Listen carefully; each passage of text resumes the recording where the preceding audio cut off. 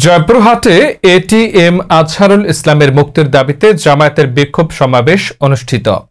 জয়পুরহাট প্রতিনিধি মোয়ান্নাফ হোসেন শিমুল এর প্রতিবেদনে দেখুন বিস্তারিত। বাংলাদেশ জামায়াতে ইসলামের সাবেক ভারপ্রাপ্ত সেক্রেটারি জেনারেল এটিএম আজহারুল ইসলামের মুক্তির দাবিতে জয়পুরহাট জেলা জামায়াতের উদ্যোগে বিক্ষোভ সমাবেশ ও বিশাল বিক্ষোভ মিছিল অনুষ্ঠিত হয়েছে। দীর্ঘ 12 বছর ধরে জামায়াতের এই নেতা কারাগারে রয়েছেন। মঙ্গলবার বিকেলে 3টায় শহীদ ডাক্তার আবুল কাশেম ময়দান থেকে এক বিক্ষোভ মিছিল শহরের প্রধান সড়ক প্রদক্ষিণ করে কাশেম ময়দানে এসে সমাবেশ অনুষ্ঠিত হয়।